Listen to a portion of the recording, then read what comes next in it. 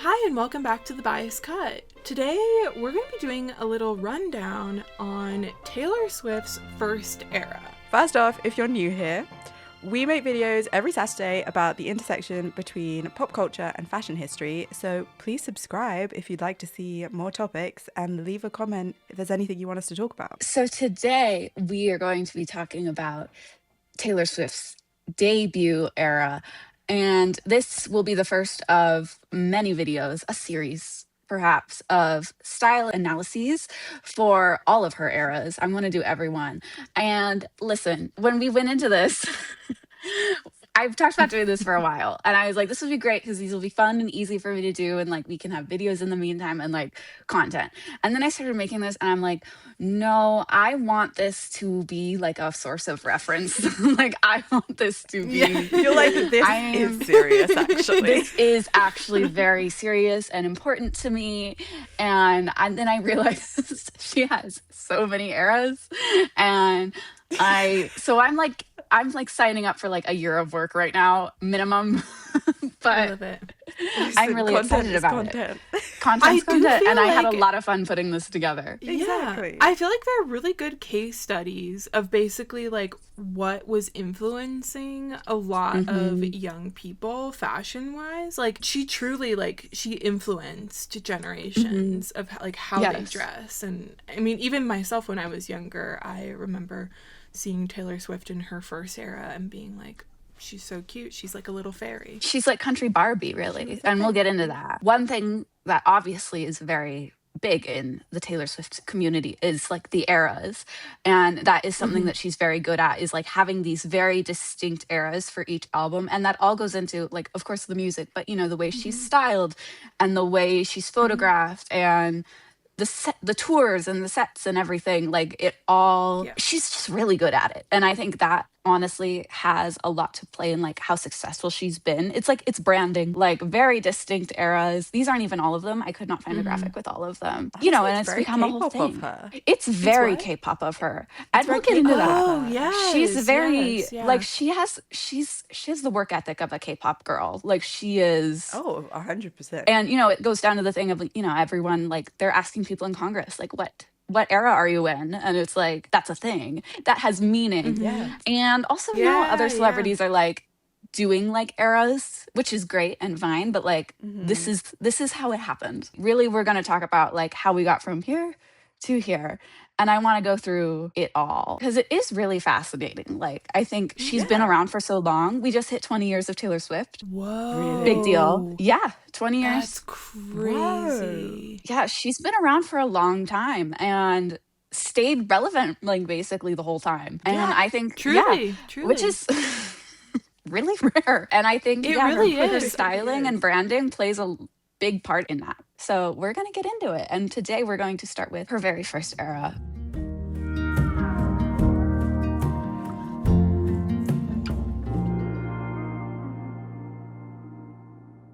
I thought I'd give us a little background. How far back do I go? Taylor Swift was born in Pennsylvania in 1989. She was not born to parents in the industry, as some do believe. They were quite like a privileged family, like they were wealthy, but it wasn't a nepotism sort of situation. I think her dad was a stockbroker, but little girl, loved to sing, loved to write music, loved to play her guitar, started writing songs. She was like always begging her parents, like, take me down to Nashville. Take me there to Nashville. I'll do it. So she's doing that, and she's going down to Nashville. When she was, I believe, 13 years old, they went down, like had a little demo CD, and they were like going to record labels and giving it to them. And none of it worked because they were like, you are a baby. You are a little girl. But, you know, they're doing everything they can to like get her face out there, get her FaceTime with people.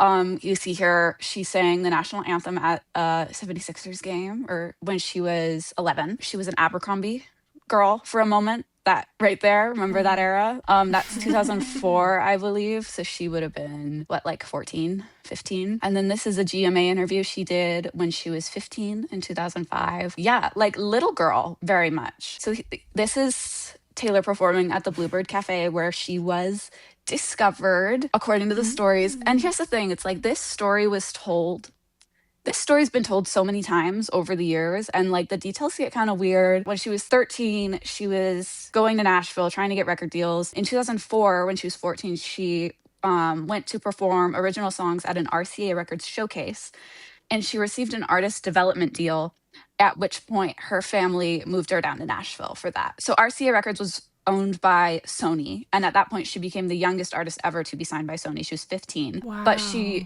actually left the deal because there were concerns that, quote, development deals may shelve younger artists. So an artist development deal was like, we're going to sign you and you're going to be ours, but we are not going to make music with you yet. Like, we're not going to release anything. Like, you're too young. We're kind of going to like build you up for, like, it's very K-pop, you know, we're gonna like build you up for a few years and like then we'll see.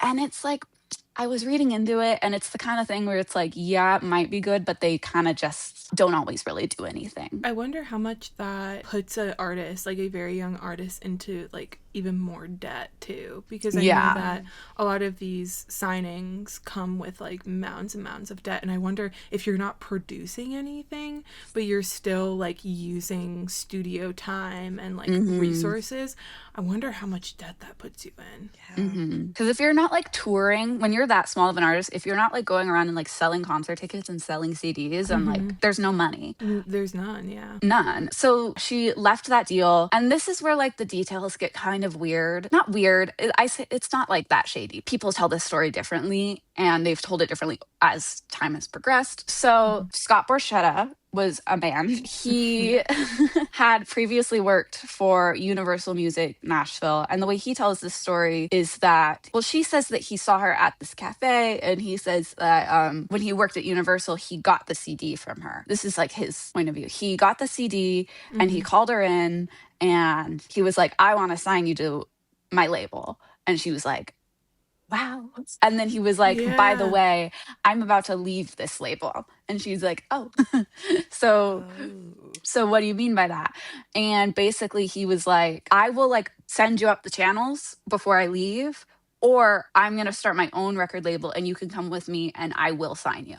It was like a big risk, because like he could have sent her up the channels and she could have like just been lost and never heard from again, you know, or she could have gotten the contract and been like the sole artist of a label that does not exist. So he dreamed of making his own record label because he disagreed with how major labels ran their business. She ended up choosing him, and the way she says this story is like, you know, he believed in me, and so I'm gonna believe in him, and like we'll go and do this together. It says in this picture, this is like a clipping from a magazine, that she was 16. I believe she was 15. She signed a 15-year record deal when she was 15 years old to Big Machine Records, and because this will come up later, obviously, the ownership of the masters to her first 6 albums was given to Big Machine in exchange for a cash advance. And you brought that up, Em, of like, cash is so important at this point. And you might not be like, you know, you're like, my first 6 albums, like, sure, whatever. Like, are we even going to get that far? Like, you're kind of at this point living in the moment, you know? Like, what can we do right now? And they're also telling you that, like, you know, they're gonna give you this cash advance and you're gonna make it up so easy because you're gonna be selling albums and you're gonna be going on tours and like you're gonna be making millions. You're just gonna like the money is gonna be nothing to you, but the way in which it just builds and builds and builds and builds and builds is crazy. And this is also like, because this has become a big topic over the last few years, most artists do not own their masters. Like, that is, especially in the 2000s and like really any time before the last few years, because she's brought attention to this. Like, now artists are trying to negotiate, like new artists are negotiating to own their masters from the get-go. But like most from this time did not own their masters. Like very few did, I think. And another thing that I feel relevant as we're about to get into her styling for this. So she was rejected by so many labels in Nashville. And the main thing, and Scott Borchetta talked about this in an interview, is that like they believe there's no market for teenage girls in country music. Country music is 25 to 55. And then she says, she's like, well, I'm a teenage girl in country music, so I know there must be other teenage girls in country music. And so she kept trying. And what Scott Borchetta said about her, because he said he got her album and he got that Abercrombie and Fitch photo, like they sent like a package, because that's what they would do, you know. And he said something that kind of icks me, but it makes sense for this. He goes, you couldn't tell if she was 14 or 21. She was 14. She was 14. But he was like, well, this will work because we can kind of like send you to this older market. You're not going to look like a baby. But icky. Just She does. she does look 14. She is a baby. She certainly does look like a She does look 14-year-old. 14. Yeah. She literally does. But it's 2006. Yeah. Men are the most evil they've ever been. No,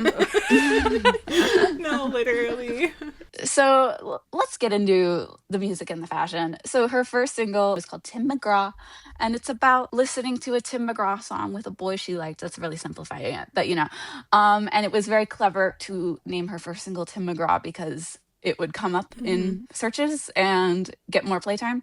And the music video right smart, here, you'll see it was released July 22nd, 2006. I put some looks from it in here. I think she's honestly just wearing her own clothes. Like it's just Probably, yeah. I tried to find where these were from, and it's so long ago that like no one was tracking that at this point. I would imagine like Abercrombie, American Eagle, Hollister type, very cute, very sweet, very country girl. And we're going to back away from this, and I wanted to interject. So if you see inside 7, she's wearing like a little like yellow with a floral print, and then slide 8. So that picture is the cover of the song she did for Toy Story that just came out. I Knew It, I Knew You. And if you look at the strap on her sleeve, it's a very similar Maggie. No. It's very similar print. And then this is from her summer collection. How can you tell? I wasn't even the one who found this out. Oh, I was gonna say Maggie's gonna be the woman on the job for stuff like this. You're gonna be able to lock in and point things out. Someone there are like Taylor Swift style accounts, and someone found this top she's wearing from the strap that you see right there. Incredible. That's insane. It's insane. I don't know how they do it. Wow. But then she released for her summer collection this tank that's called the debut tank. Perhaps an Easter egg. Whoa. Perhaps an Easter egg. Just wanted to get that out there. And we'll go back. Damn, this woman knows how to make money. Yeah, for real. I think it's funny to be like, I'm going to wear the same top I wore 20 years ago. And they'll get it. And then they do. And they do. Literally. I just wanted to say that because like, this is how far it goes with like the branding and what she's wearing. Because like she's not a fashion girly. We've talked about this before. She's not really a fashion girly. That's not really something she's super into. But still like her fashion and the things she does and wears is like so important to her brand and the way that her fandom functions. I do want to say real quick, because I know a lot of people kind of like give her some flack for like having her like country, her first era being country. Looking at these pictures of her first debut album, that's also just Pennsylvania. That's not, like, it's very much so like country of Pennsylvania. Yes. You know, like it's a very, I don't know. Yeah, I know. That's what it reads to me as like, being the state next door. I'm like, that's just Pennsylvania. In my opinion. I don't know about how you feel, Maggie, but no, and that's exactly that is exactly it. And she gets a lot of flack. Yeah. People just say like, "Oh, she had a fake country accent in a dream," because she certainly does like sing with a country accent, which is how you're supposed to sing country music. And I was gonna say that's like exactly country music if you don't do that. Like someone brought up to Sabrina Carpenter. She does a little bit of a country sometimes on some of her albums, and she'll do a little twang too. She's also from Pennsylvania, and someone said they were like, "Oh, Pennsylvanians just do that." So in October of 2006, she released her first album, and I should clarify now. So this album is it's self-titled. It's called Taylor Swift. So some people refer to it as self-titled, but mostly you'll find people referring to it as debut. That's what we call it. And you'll see here the cover. It's really cute. There's some butterflies. It's very aquamarine. It's very, I think it's very of the time. Very like teenage girl, 2006. Like it's very fun. She's giving mermaid. And then her hair was so beautiful. She has such beautiful hair. People think she doesn't have actually curly hair. People like try and retcon that now. They're like, no, it was always curled and fake. That's 1000% real curly hair. Right there. That is curly hair. There's these really sweet, they just like went out to like a barn or something and went out in the water and just took some photos. Not super high budget, got a photographer. But then we get into slide 10. So that is her second music video. It came out, they pushed Teardrops on My Guitar for a single in February 2007. She got this beautiful green dress that she wore. Yeah, it looks lovely, looks amazing. But then you'll see like they bought that dress and then she wore that dress. So she wore it again. She wore it in the music video and then she wore it again to the CMT Awards in 2007, and then she used an image from it on the back of her Christmas EP in Christmas of 2007. So it's like, yeah, use it. Yeah. Literally, I love that. I love use, seeing reuse, it. recycle. Exactly. It's also so smart too, because people want to see more images of her wearing the dress. Like that's pretty good marketing as well. Yeah, honestly, like. It's very sweet, I think. And it's a beautiful dress. Like I can, you know, when you're 16 and you're like, I got this dress and I'm gonna wear it. Yes, yeah. People are gonna see this. So very sweet, very cute. And then, okay, the Our Song music video. And remember when it was 2007 and you'd go to your friend's house and you'd go to the computer room because the computers used to have a room. Yes. Yes. Well, and you'd go and watch music videos. Bring back computer rooms. Bring back computer rooms. Oh, that's awesome. Where the big computer is. And it's called we call it the computer room. And you because you have to respect the computer has a space. You have to. People used to respect the computer and they don't anymore. But you know, just iPad in bed, like yeah. There was a divide. When you were a kid, you'd go to the computer room with your friends and you would go to youtube.com and you'd look up music videos. And I don't know about you guys. For me, this was like one of the ones. This one was, here's the thing. I don't think, I love everything she's done since this. I don't think she's slayed this hard since this. This is like the most she's ever slayed. This is maybe the most anyone's ever slayed. She looked great. I love this makeup on her. Right? It looks so good. Like, it's so good. This music video was like very pivotal to like the Gen Z childhood and the millennial childhood too, honestly. The millennial teenhood, the Gen Z childhood, like it was so important. So it starts off with this look. She looks like Barbie. She doesn't do it anymore. Like the big dramatic eye makeup. I love it. She straightened her hair. Yeah, she looks great. Smoky eye. It's so slay.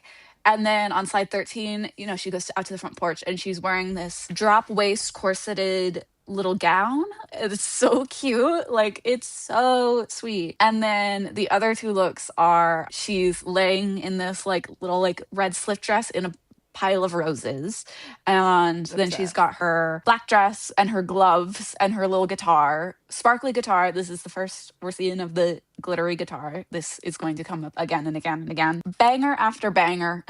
Every time the camera changed, the look was iconic. It was like, you could tell there's like a little more budget this time. It was like, okay, the first single did good, the album's doing good, let's like make a music video. And she delivered. I fear I have to agree with you, Maggie. I think this is the most she's ever slayed. It really is. It's like really so like peak her. Yeah. And it's like it's almost like she knows that is, and like so she's like, I did it. Like there's no need to... You know, after that she could just coast. Yeah. Well, she didn't really though. She didn't though. She very much did. She could have coasted 20 years of her career off of this music video. Like she really could have. No, but yeah, this is really so like good. Kind of a completely different girl, like than the one that we know now. And I love her. It's so slay. Then like we've got budget, we're having fun. So in March of 2008, the Picture to Burn music video came out, another banger. And this is the one, I don't know if you guys have ever watched this again in the computer room, but this is the one that starts off with her and her friend in the car and they're spying on the boyfriend. They've got like binoculars and they're spying on her ex who's like on a date with another girl. And then she fantasizes about going into his house and like setting it on fire. And it's very country music of the time. Like women in country music, like I'm gonna burn your house down. But again, like really, it's really cute. The other girl in this video is like her actual best friend. That's Abigail. Very cute. Pretty red dress. I'm also thinking, black dress. I feel like this was such an era of women artists doing like burning your ex's house down, ballads. Like revenge. Because I'm like, there's the song like the I Bust Your Windows Out Your Car. Rihanna also did something around that time. Beyonce Carrie was doing, Underwood like, with the Carrie Underwood. Doug My Keys. Yes. That was very much the vibe of the time of like, I'm going to burn your house down. I love Going it. to murder you. I'm gonna I'm murder going you. to- You fucked up. And That I love it. Let's influenced bring us that back. all. Yes, exactly. Yeah, they keep talking about feminine rage now. We gotta look back at our history. Yeah. Look back at the Taylor ancient Swift, text. we'll get into this more in like her next few eras. She was an angry teen. That is not really what is remembered for, but like there's some scary stuff in here. There's some scary visuals.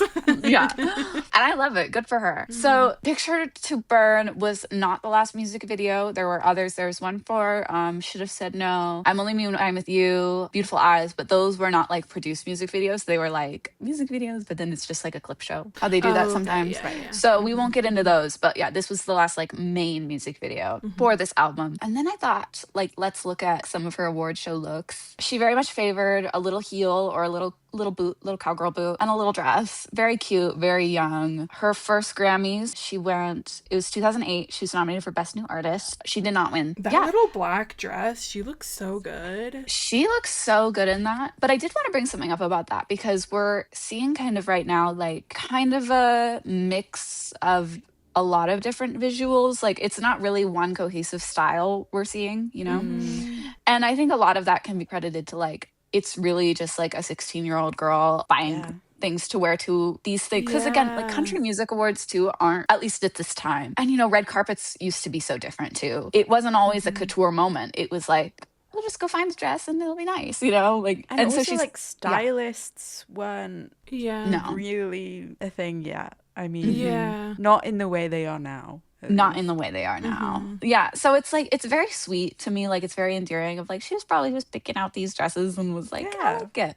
It's kind of boho chic a little bit, a little country. The Definitely. Grammys. I think that's a really cute little purple one. She won the Horizon Award. That's that middle photo. It was a big deal. Oh, she famously, for the Grammys, say it. If there was any one, like, piece of clothing that was my sworn enemy, the dogs agree with me. Sorry.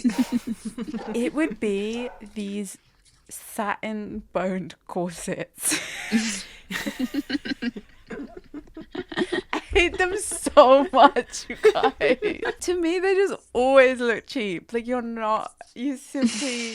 can't show me one that looks good. You can't. That's they don't true. exist. See, but I like seeing it in like 2008 because I'm like, oh, This like, at it's least a very is like of the 2008. time. Yeah. It very much is. But when you see today these stupid satin corsets in these like janky synthetics, like literally shoot me. I can't. I hate it so much.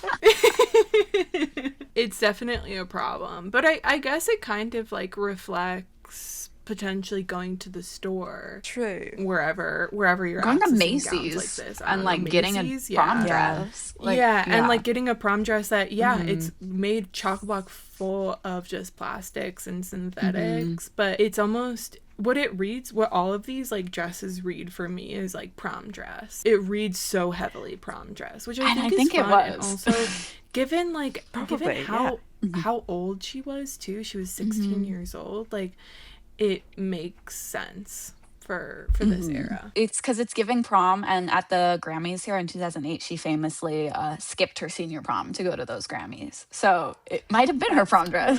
That's cute. Yeah. It's really cute. She was, and that's the thing of like people, I think, forget like, oh, she was so young. She looks great in purple, I will say. That particular shade of purple looks really good on her. It's very She nice. really does. And then so that middle photo is her at the Horizon. She won, I think it's Country Music Awards, one of the Country Music Awards. Might have been actually the CMAs. She won the Horizon Award. It was a very, very big moment. It's like for the up and coming artist. She was very excited. It's really cute. She wins that award and then she goes, "This is definitely the highlight of my senior year." It's very cool, very sweet. Yeah, and then the black dress, she looks great. She's slaying. Again, that's another CMA Awards. One thing, as I was putting these together, you know, like on slide 17, we're seeing all these like cute little dresses. And then this one, it did like make me call back to like what Scott Borchetta was saying of like she could either be 14 or 21, and like Yes. maybe there 'cause might have when been an you effort said to age her up. 100%.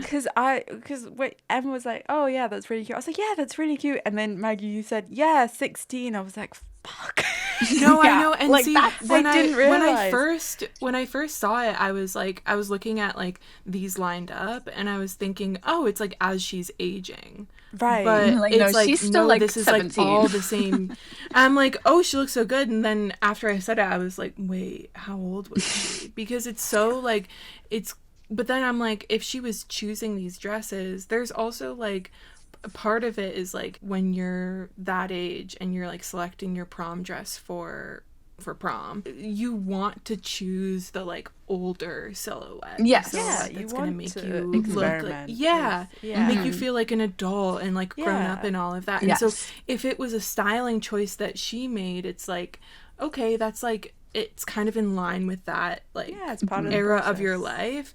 But the unfortunate part of it is that like you're an art, like you're on the public being marketed to platform now. people. Yeah, you're being Yeah. marketed, and so it's like that like dichotomy of like, Yeah. And like just that he said that, and like there's that yeah, effort to like truly. make her look more mature so that her music can be more marketable. Yeah, I mean, you basically just put it exactly right. Like maybe this Yeah. very much could have been just her being like, I'm grown up, because that's what teenagers do. Yeah. But like Mhm. we're just seeing Yeah.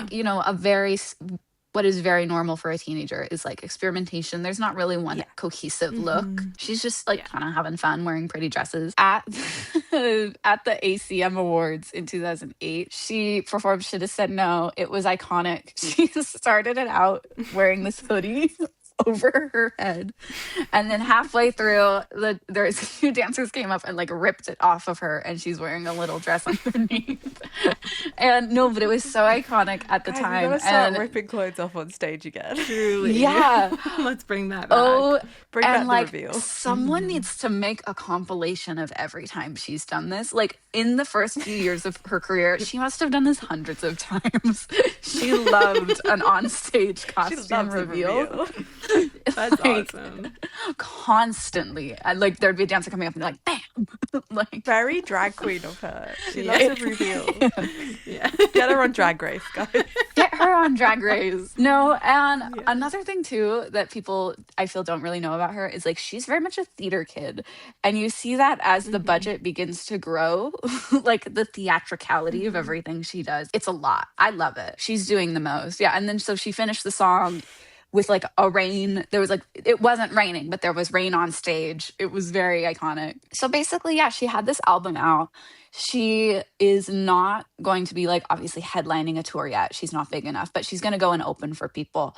So she opened for Rascal Flatts, George Strait, Brad Paisley, Tim McGraw, and Faith Hill. She was opening for anyone and everyone. And from the way she tells the story, it's very nice. Like it seems that she was like welcomed in to like this country group at this point and was like kind of taken under the wing of a lot of people. I think they saw like, especially Tim McGraw and Faith Hill. If you don't know, they're both country singers. They're married and they would like go on tour together. It seemed that most people were like, oh, this is a child, and like took her along. Yeah, She was just performing anywhere and everywhere. You can hardly see it, but like again, this dress she's wearing at the Fan Jam 2006 is the same dress she wore on Slide 17 to the red carpet. So it's just very clear, these are just items from her own wardrobe, and she is pulling them out again and again. This is like her main on stage look is a little dress with her cowgirl boots. Very cute, very sweet. She's got her guitar. And one of the things that was like so iconic from this time was she had these little custom Lincoln Co. cowboy boots that had her name on them. It says Taylor Swift on those hearts, and she wore those.